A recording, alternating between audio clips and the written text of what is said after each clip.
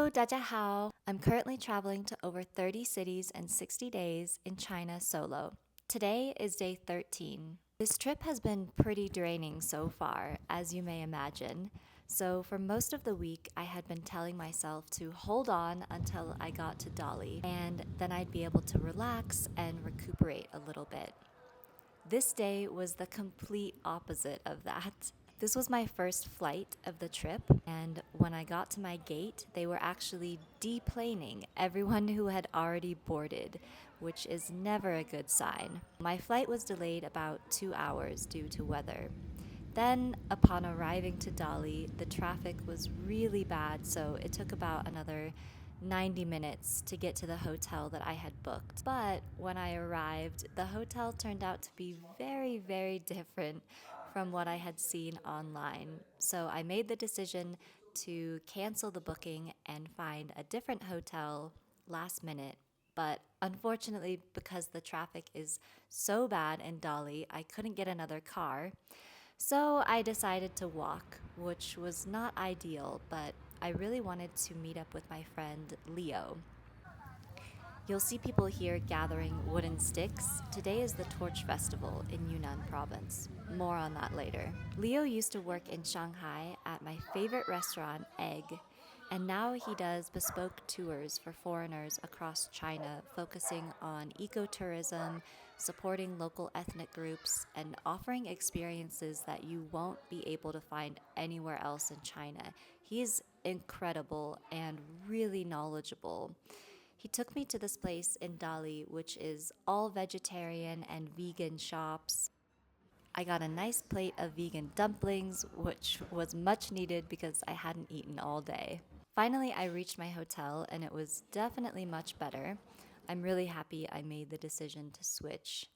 I dropped off my stuff and I decided to walk down to the lake and enjoy how incredibly stunning Dali is. I passed by this local community setting up for the Torch Festival, so I made a mental note to be sure and return back this way. You do not want to miss that.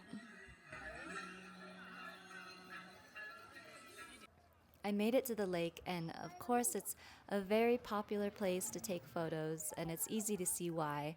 Arhai Lake is the second largest highland lake in China, and there are so many ethnic groups that live in the surrounding areas of this lake. You can travel all around it. It's really, really stunning. Okay, so back to the Torch Festival.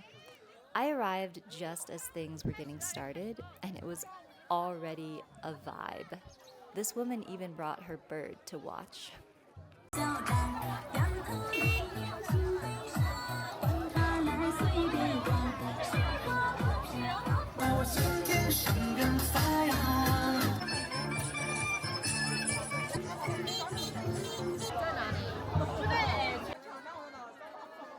As the festival begins, it's tradition to sacrifice usually a chicken, sometimes a pig.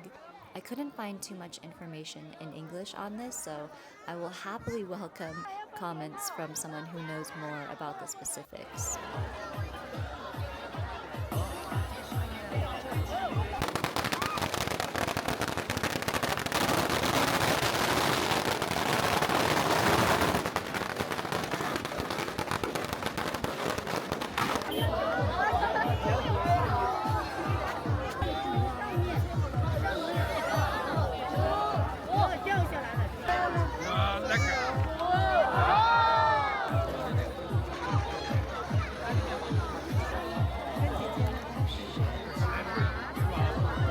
The Yunnan Torch Festival takes place annually and is celebrated by multiple different ethnic groups, primarily the Yi and the Bai people, and each group will have their own unique way of celebrating and specific customs, but the essence of a communal gathering is centered around coming together, dancing, eating, and fire. The origins of this festival story vary. Some legends say it's to ward off evil spirits, diseases. Another legend is around the story of a giant who, after being defeated by the gods, is said to be buried under the mountains here, and the torches are to illuminate the path to victory, symbolizing the triumph of good over evil.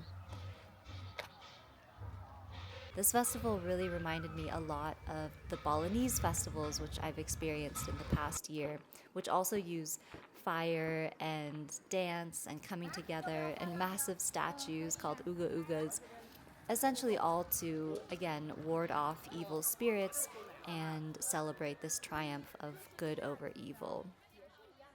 Either way, this was an incredibly amazing and beautiful cultural experience that I got to witness by chance. And that is a very eventful end to day 13.